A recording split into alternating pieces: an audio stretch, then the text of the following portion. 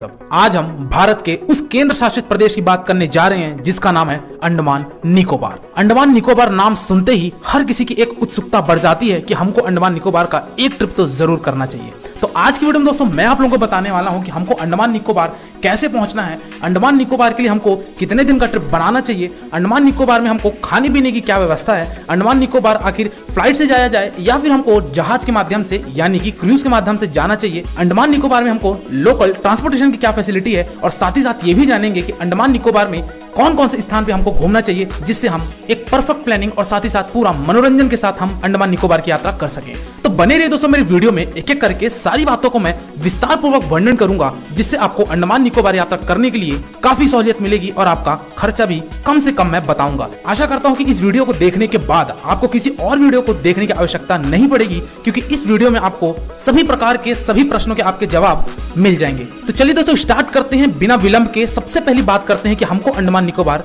कैसे पहुंचना है। दोस्तों अंडमान निकोबार पहुंचने के लिए कोई भी रोड ट्रांसपोर्टेशन की फैसिलिटी नहीं है, क्योंकि ये एक समुद्र के बीचों बीच एक छोटा सा आइलैंड है, एक छोटा सा टापू है जिसमें आपको या तो शिप के माध्यम से जाना पड़ेगा या फिर आपको एरोप्लेन के माध्यम से जाना पड़ेगा। अब बात करते हैं कि हमको जो फ्लाइट लेनी है या फिर जो हमको जहाज लेना है वो कहां से लेना चाहिए।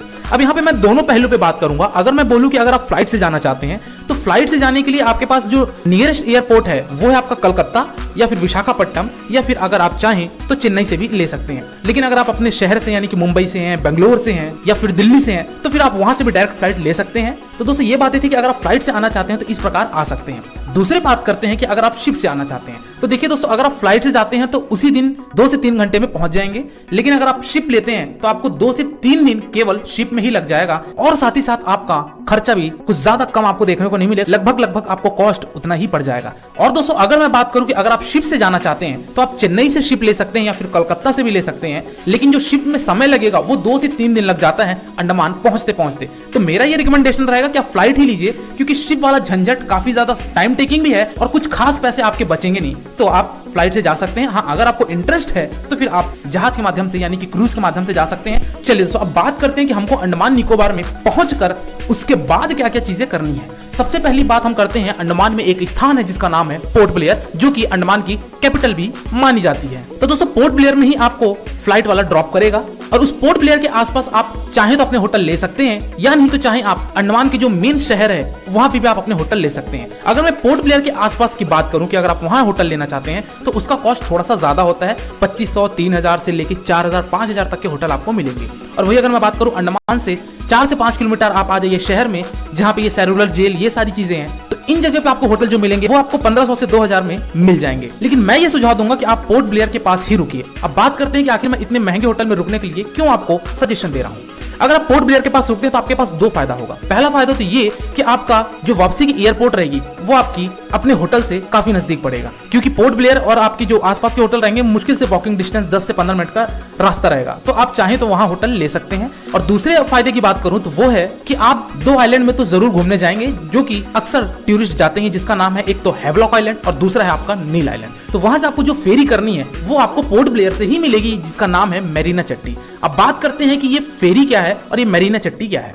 देखिए फेरी वो है जो कि एक जहाज है और वही जहाज आपको अंडमान से लेके हैवलॉक तक लेके जाएगा और आपको नील आइलैंड तक लेके जाएगा। तो फेरी वहां पे एक प्रकार से कह सकते हैं जहाज को बोला जाता है, क्रूज को बोला जाता है, जो कि छोटा सा होता है, ज्यादा बड़ा नहीं होता है। अब यहाँ पे मैंने एक दूसरा नाम लिया था मेरीना चट्टी।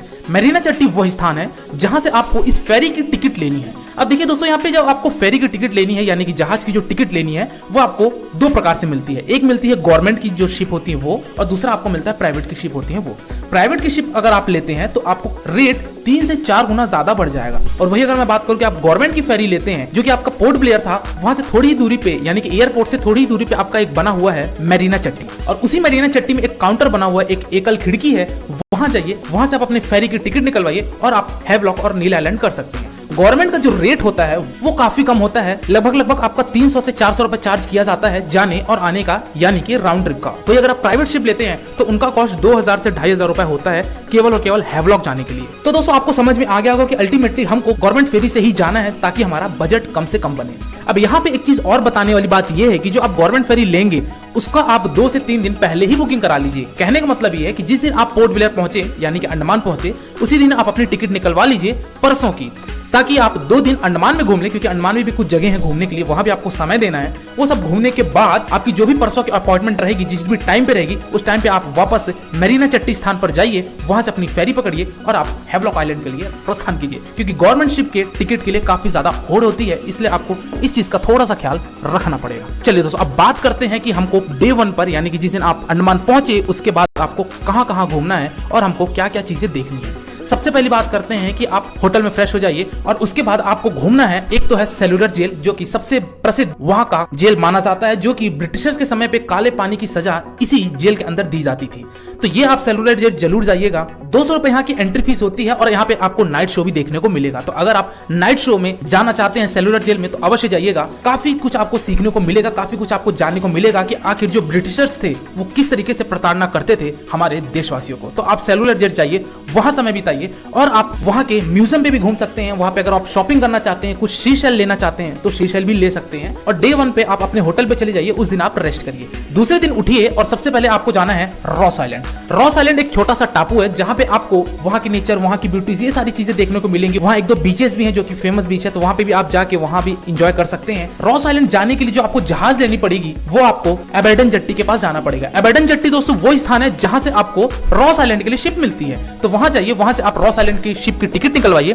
टिकट का कॉस्ट लगभग दोस्तों आपका 600 से 700 रुपए पड़ता है एक व्यक्ति का, जाने का और वापस आने का, जिसमें आपके और भी कुछ एंट्री फीस शामिल रहते हैं। तो आप वहां से रॉस आइलैंड जाइए, वहां कुछ समय व्यतीत करिए, 3 से 4 घंटा आपको लगेंगे। वहां फोटोशूट करिए, वीडियोग्राफी करिए, और भी अगर आप कुछ चीजें घूमना चाहते हैं, वहां पे अंडमान में और भी 3-4 बीचेस हैं, तो उन जगहों पे भी आप जाके वहां के नारियल पानी का स्वाद लीजिए, वहां के वादियों का लुत्फ उठाइए और आप अगले दिन प्रस्थान कीजिए, यानी कि डे नंबर 3 पे हैवलॉक आइलैंड के लिए।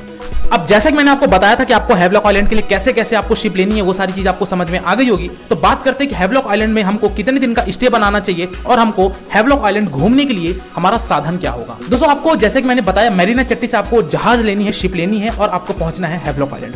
हैवलॉक आइलैंड में दोस्तों आप 1 नाइट और 2 डे का स्टे बनाइए।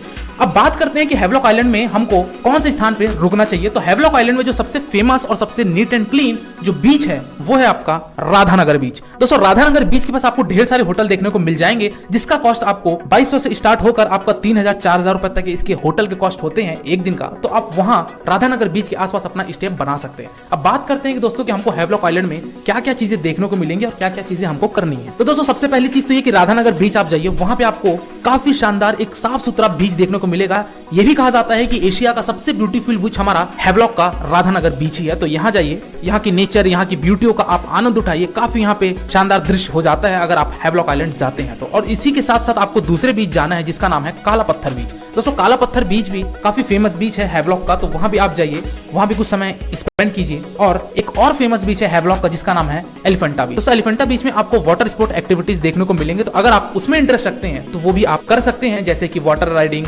स्कूबा, पैराग्लाइडिंग और भी बहुत सारी चीजें हैवलॉक आइलैंड में देखने को मिलेंगी। अब बात करते हैं कि ये हैवलॉक आइलैंड में जितने भी मैंने 1-2 बीच के नाम बताए, ये सारी जगहों को घूमने के लिए हमारा साधन क्या होगा।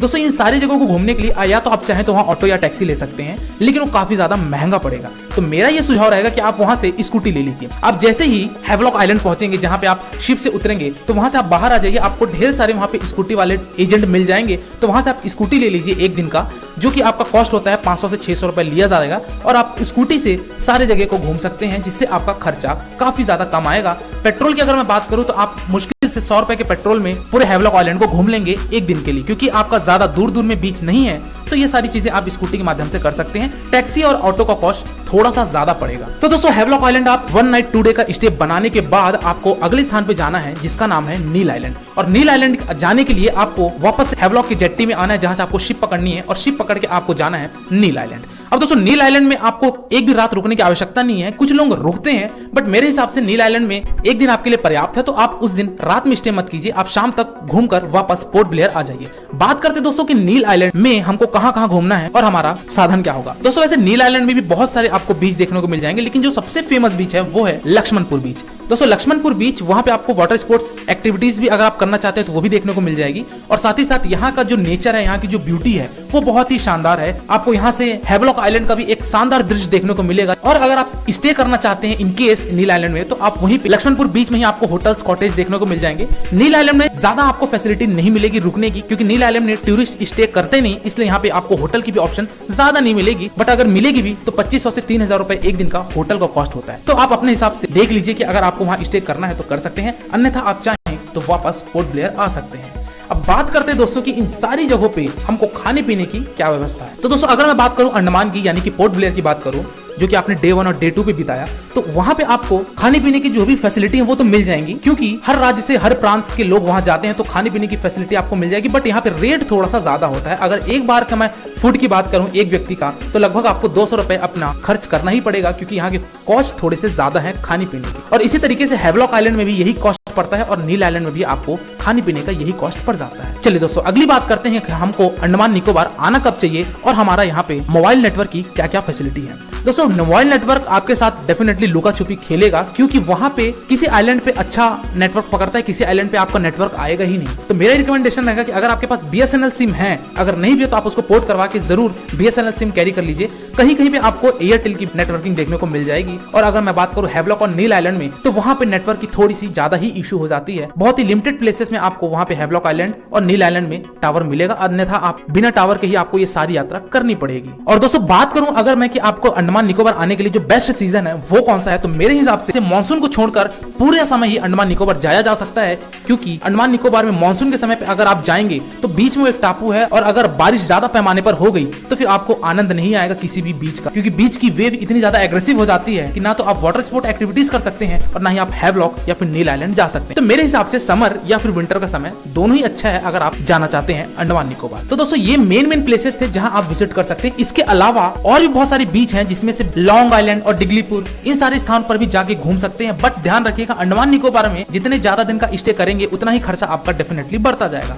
तो आपके पास अगर समय है तो फिर आप लॉन्ग आइलैंड और डिग्लीपुर और भी कुछ छोटे छोटे आइलैंड है वहां भी आप जा सकते हैं, अगर आप हफ्ते दिन का प्लान कर रहे हैं तो। चलिए दोस्तों लास्ट बात करते हैं कि हमको अंडमान निकोबार घूमने के लिए कुल खर्चा कितना लग जाएगा। दोस्तों यहाँ पे जो भी कॉस्ट मैं बता रहा हूँ, इस कॉस्ट में आपके मैं फ्लाइट की टिकट को ऐड कर रहा हूँ, अंडमान निकोबार में आपके खाने पीने की क्या कॉस्ट है उसकी बात कर रहा हूँ, अंडमान निकोबार में स्कूटी का कॉस्ट, अंडमान निकोबार में आपका जो भी ट्रांसपोर्टेशन का कॉस्ट, यानी कि जो भी आप शिप से आवागमन करेंगे उसके कॉस्ट को अगर जोड़ा जाए तो अप्रोक्सीमेटली मान के चलिए कि अगर आप कम से कम खर्चा करना चाहते हैं तो एक व्यक्ति का जो कॉस्ट है वो आपका 20 से 25,000 रुपए डेफिनेटली बनेगा ही बनेगा, क्योंकि इसमें मैंने आपके फ्लाइट की टिकट को भी ऐड किया है। तो आप जिस भी शहर से अंडमान आएंगे तो मान के चलिए 10 से 12,000 रुपए तो आपका फ्लाइट का आने और जाने का ही खर्चा लग जाएगा। तो कुल मिलाकर ये कह देना चाहिए कि अंडमान निकोबार अगर आप 2 लोगों का कॉस्ट बताया जाए तो लगभग 50,000 रुपए में आप आराम से अंडमान निकोबार को पूरा घूम लेंगे।